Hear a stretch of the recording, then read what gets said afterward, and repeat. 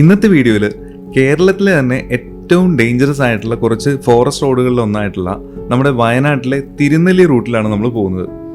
ഈ ഒരു റൂട്ട് തന്നെയാണ് നമ്മൾ തോൽപ്പെട്ടിക്കും പോകുന്നത്. അപ്പോൾ തോൽപ്പെട്ടിക്ക് പോകുന്ന വഴിക്ക് തന്നെ ലെഫ്റ്റിലേക്ക് ഒരു ഡീവിയേഷൻ എടുത്തിട്ടാണ് തിരുനെല്ലി ടെമ്പിളിലേക്ക് നമ്മൾ പോകുന്നത്. ഈ ഒരു റോഡിൻ്റെ പ്രത്യേകത എന്ന് പറയുന്നത് ഈ കാണുന്ന പോലെ തന്നെ കാടിനകത്തൂടെ നല്ല ഭംഗിയുള്ളൊരു റോഡാണ്. ഇതിലെ പോകുന്ന സമയത്ത് പല സ്ഥലങ്ങളിലും നമുക്ക് ഒരുപാട് അനിമൽസിനെ കാണാനും പറ്റും. നല്ല വേനലായതുകൊണ്ട് തന്നെ നമ്മൾ ഇതിനു മുമ്പ് കണ്ടിട്ടുള്ള കാടുകളിലേക്ക് ഏകദേശം ഒരു സെയിം അവസ്ഥ തന്നെയാണ് ഇവിടെയെങ്കിലും ഇവിടെ നമുക്ക് അത്യാവശ്യം നല്ല രീതിയിൽ തന്നെ അനിമൽസിൻ്റെ പ്രസൻസ് ഉണ്ട്. നമ്മൾ പോകുന്ന വഴിക്ക് പല സ്ഥലങ്ങളിലും ഇതുപോലെ ചെറിയ ഹനുമാൻ ലങ്കൂറുകളെല്ലാം റോഡ് ക്രോസ് ചെയ്യുന്ന കാഴ്ചകളെല്ലാം നമുക്ക് കാണാൻ പറ്റും. ഈ ഹനുമാൻ ലങ്കൂർ മാത്രമല്ല, മാനുകളും ഇവിടെ സ്ഥിര സാന്നിധ്യമാണെന്ന് തന്നെ പറയാം. അതുകൊണ്ട് ഈ ഒരു റോഡിലൂടെ നമ്മൾ എപ്പോൾ പോയാലും അനിമൽസ് നമ്മുടെ വണ്ടിയുടെ ഫ്രണ്ടിലേക്ക് ചാടി വീഴാനായിട്ടുള്ള ചാൻസ് വളരെ കൂടുതലാണ്. അങ്ങനെ നമ്മൾ ഈ തിരുനെല്ലി റൂട്ടിൽ ഇങ്ങനെ പോയിക്കൊണ്ടിരുന്നപ്പോൾ നമ്മുടെ ഫസ്റ്റ് സൈറ്റിംഗ് എന്ന് പറയുന്നത് നേരെ കാണുന്ന ഒരു ആനക്കൂട്ടമാണ്. ശരിക്കും 3 ആനകൾ മാത്രമാണ് ഈ ഒരു കൂട്ടത്തിൽ ഉണ്ടായിരുന്നത്. 2 പിടിയാനകളും ഒരു കുട്ടിയാനയും. എന്തായാലും നമ്മൾ പോകുന്ന ഈ ഒരു വഴിയുടെ തൊട്ട് സൈഡിൽ തന്നെയാണ് ഈ ഒരു ആനക്കൂട്ടം നിൽക്കുന്നത്. നമ്മൾ ഈ ഒരു ഭാഗത്തേക്ക് എത്തിയപ്പോഴേക്കും ഏകദേശം വൈകുന്നേരം ആയതുകൊണ്ട് തന്നെ അനിമൽസ് എല്ലാം റോഡിൻ്റെ സൈഡിലേക്ക് വരാനായിട്ടുള്ള ചാൻസും വളരെ കൂടുതലാണ്. പൊതുവെ ഈവനിങ്ങിൽ ഈ ലൈറ്റ് എല്ലാം പോയി തുടങ്ങുന്നൊരു സമയം തൊട്ട് നെക്സ്റ്റ് ഡേ അതിരാവിലെ വരെയൊക്കെയാണ് നമുക്ക് ഈ ഒരു റൂട്ടിൽ അനിമൽസിനെ ഏറ്റവും കൂടുതൽ കാണാൻ ചാൻസ് ഉള്ളത്. പക്ഷേ രാത്രികാലങ്ങളിൽ മാത്രമല്ല, പകൽ സമയങ്ങളിൽ നമുക്ക് ലക്ക് ഉണ്ടെങ്കിൽ അനിമൽസിനെ കാണാൻ പറ്റും. കഴിഞ്ഞ തവണ നമ്മൾ വയനാടിൻ്റെ ഒരു വീഡിയോ ചെയ്ത സമയത്ത് ഈ ഒരു റൂട്ടിൽ തന്നെ നമുക്കൊരു കൊമ്പനാനയെല്ലാം കിട്ടിയിരുന്നു. വൈൽഡ് ലൈഫും അതുപോലെ തന്നെ കാടെല്ലാം ഇഷ്ടപ്പെടുന്ന ആളുകളാണെങ്കിൽ തീർച്ചയായിട്ടും ഒരു തവണയെങ്കിലും ട്രൈ ചെയ്യേണ്ടതാണ് ഈ കാണുന്ന തോൽപ്പെട്ടി അല്ലെങ്കിൽ തിരുനെല്ലി റൂട്ട്. ഇതിൽ തന്നെ ഏറ്റവും കൂടുതൽ അനിമൽസിനെ കാണാനായിട്ട് ചാൻസ് ഉള്ളൊരു ഏരിയ എന്ന് പറയുന്നത് നമ്മുടെ തിരുനെല്ലി അമ്പലത്തേക്കുള്ള റൂട്ട് തന്നെയാണ്. ഇത്രയധികം വൈൽഡ് ലൈഫ് പ്രസൻസ് ഉള്ളൊരു ഏരിയ ആണെങ്കിൽ പോലും ഇവിടെയെല്ലാം നമുക്ക് നൈറ്റ് യാത്ര ചെയ്യുന്നതിനും പ്രത്യേകിച്ച് റെസ്ട്രിക്ഷൻസ് ഒന്നുമില്ല. ഈ റെസ്ട്രിക്ഷൻസ് ഒന്നും ഇല്ലെങ്കിൽ പോലും ഈ ഒരു വഴിയിലൂടെയുള്ള നൈറ്റ് യാത്ര എന്ന് പറയുന്നത് നല്ല രീതിയിൽ റിസ്ക്കി ആയിട്ടുള്ളൊരു കാര്യം തന്നെയാണ്. അത് ഞാൻ അങ്ങനെ പറയാനായിട്ടുള്ളൊരു കാരണം എന്താണെന്നുള്ളത് ഇനി പുറകെ വരാനിരിക്കുന്ന വിഷ്വൽസ് എല്ലാം കാണുമ്പോൾ നിങ്ങൾക്ക് ക്ലിയർ ആയിട്ട് മനസ്സിലാവും. കാട്ടിലൂടെ നമ്മൾ പോകുന്ന സമയത്ത് ഒന്നല്ല പല കൂട്ടം ആനകളാണ് നമ്മുടെ കാറിന് നേരെ വന്നത്. എന്തായാലും അതിൻ്റെ വിഷ്വൽസൊക്കെ പുറകെ വരുന്നുണ്ട്.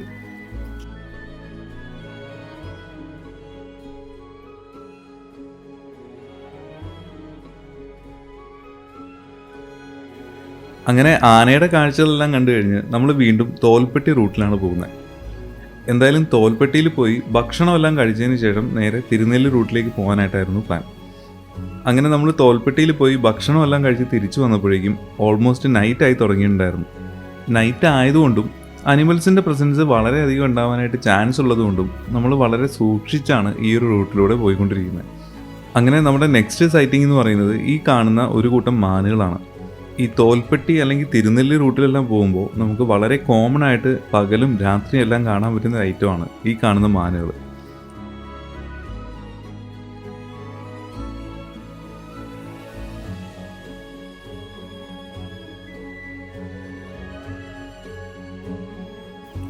അങ്ങനെ മാനുകളുടെ കാഴ്ചകളെല്ലാം കണ്ട് നമ്മൾ വീണ്ടും തിരുനെല്ലി റൂട്ടിലേക്കാണ് പോയിക്കൊണ്ടിരിക്കുന്നത്. അധികം രാത്രിയാവാത്തത് കൊണ്ട് തന്നെ അത്യാവശ്യം വണ്ടിയെല്ലാം നമുക്ക് റോട്ടിൽ കാണാൻ പറ്റും. അങ്ങനെ നമ്മൾ മുന്നോട്ട് പോയപ്പോൾ നമ്മുടെ നെക്സ്റ്റ് സൈറ്റിംഗ് ഒരു കിടിലൻ കൊമ്പനാനയാണ്. നമ്മൾ പോകുന്ന റോട്ടിൽ നിന്ന് കുറച്ച് അകലെയാണ് ആൾ നിൽക്കുന്നതെങ്കിലും ഒരു വളവിലായതുകൊണ്ട് തന്നെ അത്യാവശ്യം ഹെഡ്ലൈറ്റിൻ്റെ വെട്ടത്തിൽ നമുക്ക് ആനയെ നല്ല ഭംഗിയായിട്ട് തന്നെ കാണാനും വീഡിയോ എടുക്കാനൊക്കെ പറ്റി.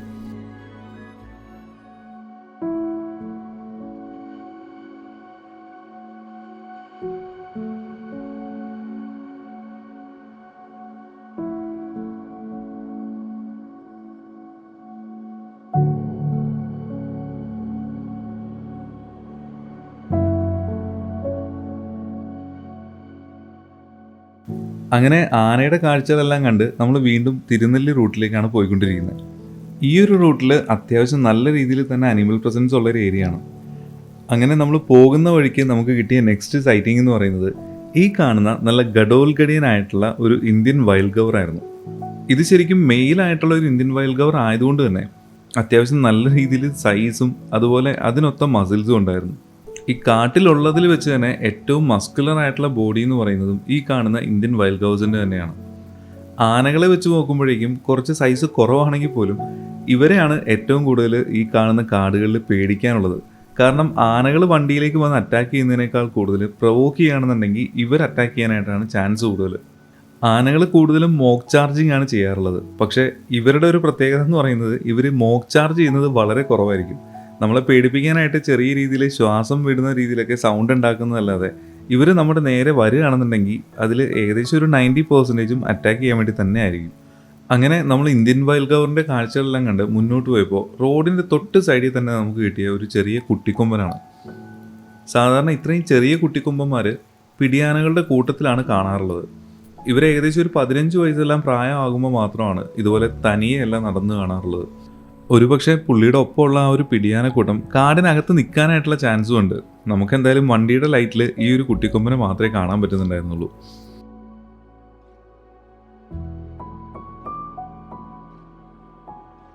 അങ്ങനെ ആനയുടെ കാഴ്ചകളെല്ലാം കണ്ട് നമ്മൾ മുന്നോട്ട് പോയപ്പോൾ റോഡിൻ്റെ തൊട്ട് സൈഡിലായിട്ട് തന്നെ നമുക്ക് കിട്ടിയ നെക്സ്റ്റ് സൈറ്റിംഗ് വീണ്ടും ഒരു വൈൽഡ് ഗവറാണ്. സാധാരണ നമ്മൾ തോൽപ്പെട്ടിക്കും അതുപോലെ തിരുനെല്ലിക്കെല്ലാം പോകുന്ന സമയത്ത് പകൽ സമയത്താണ് നമ്മൾ പോകുന്നതെന്നുണ്ടെങ്കിൽ ഈ കാണുന്ന വൈൽഡ് ഗവേഴ്സിനെ കാണാനായിട്ടുള്ള ചാൻസ് വളരെ കുറവാണ്. പക്ഷേ രാത്രി സമയത്താണ് നമ്മൾ ഈ ഒരു റൂട്ടിൽ പോകുന്നതെന്നുണ്ടെങ്കിൽ പല സ്ഥലങ്ങളിലും ഇതുപോലെ വൈൽഡ് ഗവേഴ്സിനെ നമുക്ക് ഒരുപാട് കാണാൻ പറ്റും.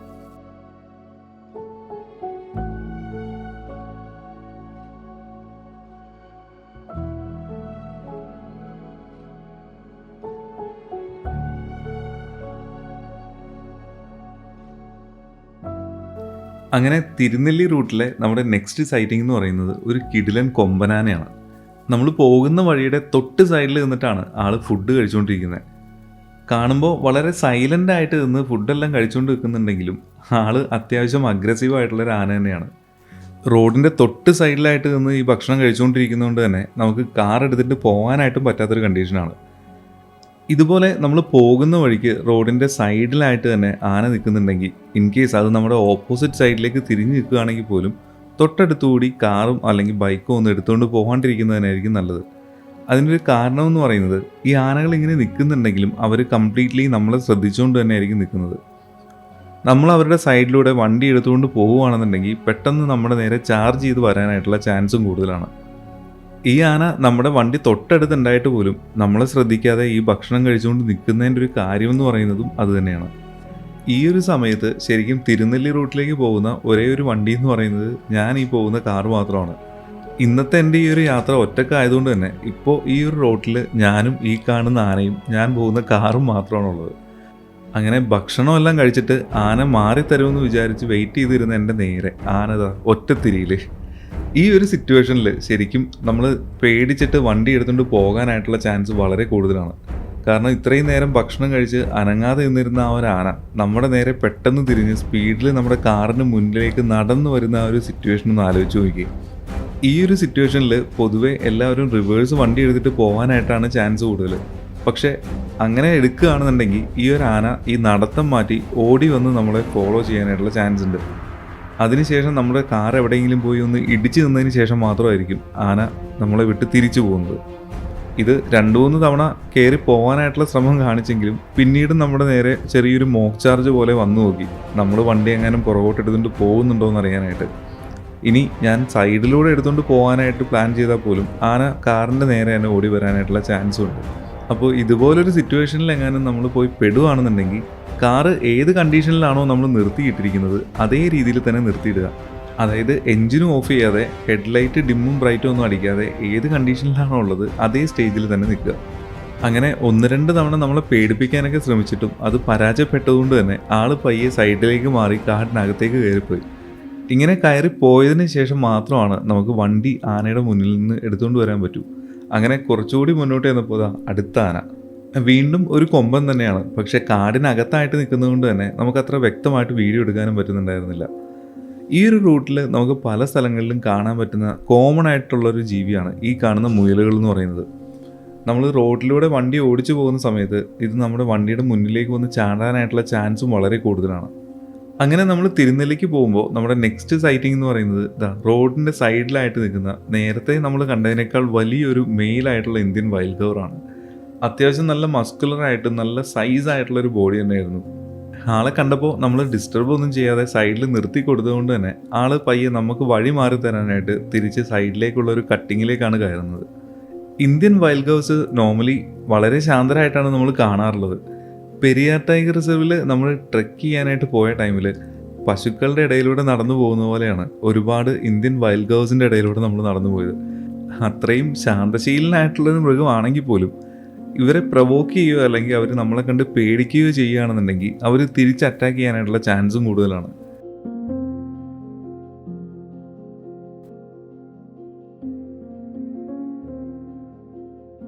അങ്ങനെ വൈൽഡ് ഗവറിൻ്റെ കാഴ്ചകളെല്ലാം കണ്ടു നിന്നപ്പോൾ തൊട്ടടുത്തുകൂടി ഓടിപ്പോയ ഒരു കൂട്ടം മ്ലാവുകളായിരുന്നു. ശരിക്കും കാട് അനങ്ങുന്ന ആ ഒരു സൗണ്ട് കേട്ടിട്ടാണ് നമ്മൾ ആ ഒരു സൈഡിലേക്ക് നോക്കിയത്. അങ്ങനെ നമ്മൾ അതിൻ്റെ കാഴ്ചകളെല്ലാം കണ്ട് മുന്നോട്ട് പോയപ്പോൾ നമുക്ക് നെക്സ്റ്റ് കിട്ടിയ ഒരു സൈറ്റിംഗ് എന്ന് പറയുന്നത് വീണ്ടും ഒരു കൂട്ടം പിടിയാനകളായിരുന്നു. നമ്മൾ ഈ കാണുന്ന ഒരു പിടിയാനയുടെ പുറകിലെ കാലുകളുടെ താഴെ ഭാഗത്തായിട്ട് ചെറിയൊരു നനവിൻ്റെ ഒരു ഏരിയ കണ്ടില്ലേ? ശരിക്കും ഈ ഒരു ആന പ്രഗ്നൻ്റ് ആണ്. ഇത് ശരിക്കും ഡെലിവറിയുടെ ഒരു ടൈം ആയതുകൊണ്ടിട്ടാണ് ആ ഒരു നനവ് അവിടെ കാണുന്നത്. ഇതിൻ്റെ തൊട്ടടുത്ത ദിവസം തന്നെ കർണാടകയിലെ നാനാച്ചി സഫാരി നമ്മൾ പോയിട്ടുണ്ടായിരുന്നു. ആ ഒരു സഫാരിയിൽ ശരിക്കും ഡെലിവറി കഴിഞ്ഞ് 1 മണിക്കൂർ മാത്രം ടൈം ആയിട്ടുണ്ടായിരുന്ന ഒരു ആനയും ആനക്കുട്ടിയെല്ലാം നമുക്ക് കാണാൻ പറ്റി. ശരിക്കും ആ ഒരു ഡെലിവറി കഴിഞ്ഞിട്ട് ഈ ഒരു വെള്ളമെല്ലാം ബ്ലീഡ് ചെയ്ത് നിൽക്കുന്ന ഒരു ടൈമിൽ തന്നെയാണ് നമ്മൾ ആനയെ കണ്ടത്. അപ്പോൾ അതിൻ്റെ കാഴ്ചകളൊക്കെ ഇനി വരാനിരിക്കുന്ന നാനാച്ചി വീഡിയോയിൽ നമുക്ക് കാണാം.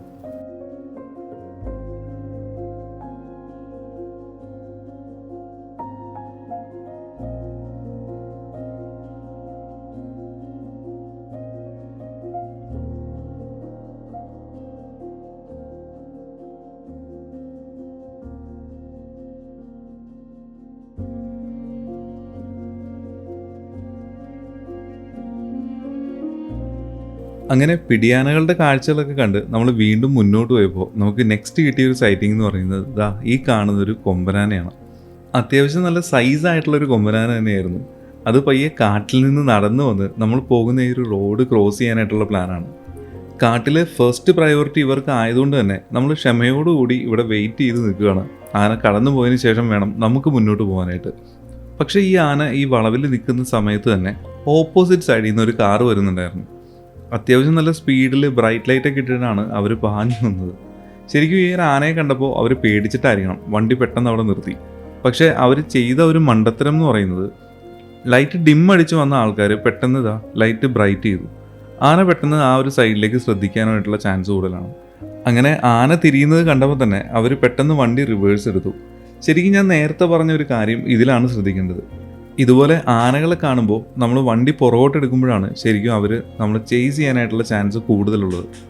അതുപോലെ തന്നെ ആ ഒരു കാർ അവിടെ നിർത്തി അനാവശ്യമായിട്ട് ഡിമ്മും ബ്രൈറ്റും ലൈറ്റ് അടിച്ചുകൊണ്ടിരിക്കുകയായിരുന്നു. ശരിക്കും ആ ഒരു രീതിയിൽ ചെയ്യുകയാണെന്നുണ്ടെങ്കിൽ തന്നെ അനിമൽസ് പ്രൊവോക്ക് ആവാനായിട്ടുള്ള ചാൻസ് വളരെ കൂടുതലാണ്. അപ്പോൾ ഞാൻ നേരത്തെ പറഞ്ഞ പോലെ തന്നെ ഇതുപോലൊരു സിറ്റുവേഷനിൽ എങ്ങാനും പോയി പെടുകയാണെന്നുണ്ടെങ്കിൽ വളരെ കാമായിട്ട് തന്നെ ഈ ഒരു സിറ്റുവേഷൻ ഹാൻഡിൽ ചെയ്യുന്നതായിരിക്കും ബെറ്റർ.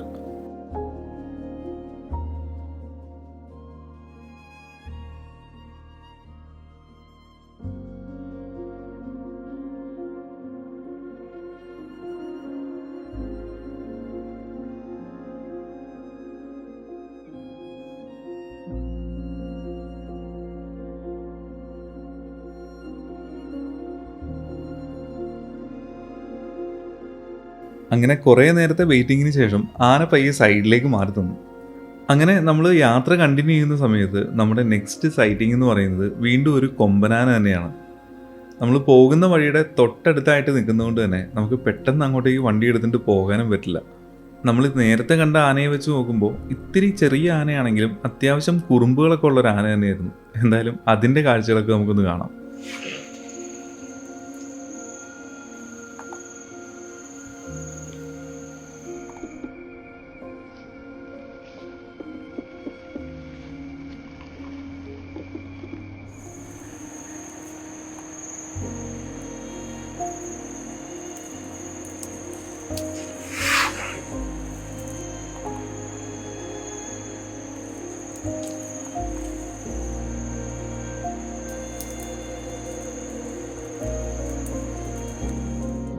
അങ്ങനെ കുട്ടിക്കൊമ്പൻ്റെ കാഴ്ചകളൊക്കെ കണ്ട് നമ്മൾ മുന്നോട്ട് പോകുമ്പോൾ നമ്മുടെ നെക്സ്റ്റ് സൈറ്റിംഗ് എന്ന് പറയുന്നത് വീണ്ടും ഒരു കൂട്ടം ആനകളാണ്. ഏകദേശം ഒരു 4 പിടിയാനകളും അതുപോലെ ഒരു കുട്ടിക്കൊമ്പനും ഉള്ള ഒരു ഗ്യാങ് ആയിരുന്നു. നമ്മൾ പോകുന്ന റോഡിൻ്റെ തന്നെ ഒരു നല്ല വളവിലായിട്ടാണ് ഇവർ നിന്നിരുന്നത്. അങ്ങനെ കുറച്ച് നേരം ഇവിടെ നിന്ന് ഇവരുടെ കാഴ്ചകളൊക്കെ കണ്ടതിന് ശേഷമാണ് നമ്മൾ വീണ്ടും മുന്നോട്ട് പോയത്.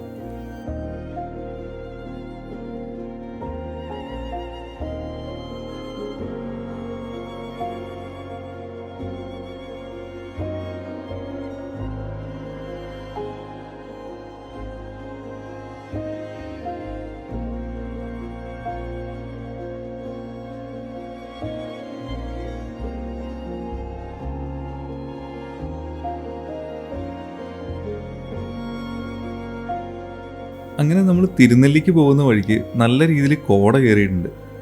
അങ്ങനെ പോയിക്കൊണ്ടിരിക്കുന്ന വഴിക്ക് തന്നെ നമുക്ക് നെക്സ്റ്റ് കിട്ടിയ ഒരു സൈറ്റിംഗ് എന്ന് പറയുന്നത് വീണ്ടും ഒരു 3 പിടിയാനകളായിരുന്നു. ശരിക്കും 3 പിടിയാന എന്ന് പറയാൻ പറ്റില്ല, 2 പിടിയാനയും ഒരു കുട്ടിയാനയും. നമ്മൾ ഇത്രയും നേരം കണ്ട ആനക്കൂട്ടങ്ങൾ വെച്ച് നോക്കുമ്പോൾ കുറച്ചുകൂടി ആക്റ്റീവായിട്ട് നിന്നിരുന്നത് ഇവരാണ്. റോട്ടിൽ തന്നെ കുറേ നേരം അങ്ങോട്ടും ഇങ്ങോട്ടും ഓടുകയും നടക്കുകയൊക്കെ ചെയ്തിട്ടാണ് ഇവർ നമ്മുടെ മുമ്പിൽ നിന്ന് പോയത്. ശരിക്കും ഈ ഒരു കൂട്ടത്തിൽ ഈ കാണുന്ന വലിയ ആനയാണ് ഇവരുടെ ഒരു ഗ്രൂപ്പ് ലീഡർ എന്ന് പറയുന്നത്. ഈ ഒരു വലിയ ആനയുടെ തന്നെ കുട്ടികളായിരിക്കണം ഈ കാണുന്ന 2 ചെറിയ ആനകളും.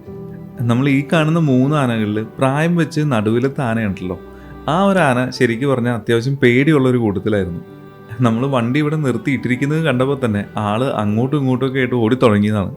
പക്ഷെ പുള്ളിക്കാരത്തി പോകുന്ന വഴിക്ക് ഈ കാണുന്ന തള്ളയാനയും മറ്റ് കുട്ടിയാനയും പോകാത്തത് കൊണ്ട് തന്നെ ആള് പകുതി വരെ പോവും, വീണ്ടും തിരിച്ചു വരും. ഇത് തന്നെയായിരുന്നു കുറേ നേരമായിട്ടുള്ള കളി. അങ്ങനെ കുറച്ചു നേരം ഇവർ ഫുഡെല്ലാം കഴിച്ചു തന്നതിന് ശേഷം നമ്മുടെ കൂട്ടത്തിലെ തള്ളയാന നമ്മുടെ കാറിൻ്റെ നേരെ ഒന്ന് നടന്നു നോക്കി. നമ്മൾ പേടിച്ച് പുറകോട്ട് എടുത്തുകൊണ്ട് പോകുന്നുണ്ടോ എന്ന് അറിയാൻ വേണ്ടിയിട്ടാണ് 1-2 തവണ ഈ ഒരു രീതിയിൽ ആൾ നമ്മുടെ കാറിൻ്റെ നേരെ വന്നത്. നമ്മൾ ഈ ഉത്സവത്തിന് കൊണ്ടുവരുന്ന നാട്ടാനകളെല്ലാം തലയെടുത്ത് പിടിച്ച് നിൽക്കുന്നത് കണ്ടിട്ടില്ലേ? ഒരു കാട്ടാന, അതും പിടിയാന തലയെടുത്ത് പിടിച്ച് നിൽക്കുന്നത് കണ്ടിട്ടുണ്ടോ? എന്താ കണ്ടോ? നമ്മളെ പേടിപ്പിക്കുന്നതിനായിട്ട് ഞാനാണ് വലുത് എന്ന് കാണിക്കുന്നതിന് വേണ്ടിയിട്ടാണ് ഈ ഒരു രീതിയിൽ ആന തലയെടുത്ത് പിടിച്ച് നിൽക്കുന്നത്. എന്തായാലും ഈ കാണുന്ന ഒരു ആനക്കൂട്ടം അത്യാവശ്യം നല്ല രീതിയിൽ തന്നെ ആക്റ്റീവ് ആയതുകൊണ്ട് തന്നെ അവരുടെ ആക്ടിവിറ്റീസ് എല്ലാം കണ്ടു നിൽക്കാനും ഒരു രസം തന്നെയായിരുന്നു. ഇനി നിങ്ങൾ ഈ ഒരു റൂട്ട് വരാനായിട്ട് പ്ലാൻ ചെയ്യുന്നുണ്ടെങ്കിൽ പരമാവധി ഒരു ഗ്രൂപ്പായിട്ട് തന്നെ വരുന്നതായിരിക്കും നല്ലത്. അതല്ല, ഇനി കാട്ടിലേക്ക് കയറുമ്പോൾ ഒറ്റയ്ക്ക് പോയാലും കുഴപ്പമില്ല, പേടിയൊന്നുമില്ല എന്നുള്ള ആളുകളാണെങ്കിൽ മാത്രം ഈ ഒരു സാഹസത്തിന് നിന്നാൽ മതി. പിന്നെ നൈറ്റിൽ ഇതുവഴി വെറുതെ ട്രാവൽ ചെയ്ത് അനിമൽസിനെയൊക്കെ കാണാനായിട്ടുള്ള ആളുകളാണെന്നുണ്ടെങ്കിൽ അത് പരമാവധി ഒഴിവാക്കുന്നത് തന്നെയായിരിക്കും നല്ലത്. നമ്മൾ തിരുനെല്ലി അമ്പലത്തിൻ്റെ അടുത്ത് സ്റ്റേ ചെയ്യുന്നതുകൊണ്ടും തിരിച്ച് നമ്മൾ നാനാജിയിലേക്ക് സഫാരിക്ക് പോകുന്നതുകൊണ്ടാണ് ഞാൻ ഈ ഒരു റൂട്ടിൽ ഈ ഒരു സമയത്ത് പോയത്. അങ്ങനെ കുറേ നേരം നമ്മളെ തിരിച്ചു വിടാനായിട്ടുള്ള ശ്രമങ്ങളെല്ലാം നടത്തിയതിന് ശേഷം അത് പരാജയപ്പെട്ടതുകൊണ്ട് തന്നെ അവർ തന്നെ തിരിച്ച് കാടിനകത്തേക്ക് കയറി പോവുകയാണ്. എന്തായാലും അവർ നിന്ന് ഫുഡ് കഴിക്കുന്ന ആ ഒരു സമയത്തൊന്നും നമ്മൾ അവരെ ഡിസ്റ്റർബ് ചെയ്യാതിരുന്നുകൊണ്ട് തന്നെ ആയിരിക്കണം അവർ നമുക്ക് വലിയ ഉപദ്രവമൊന്നും ഉണ്ടാക്കാതെ കാടിനകത്തേക്ക് കയറി പോയത്.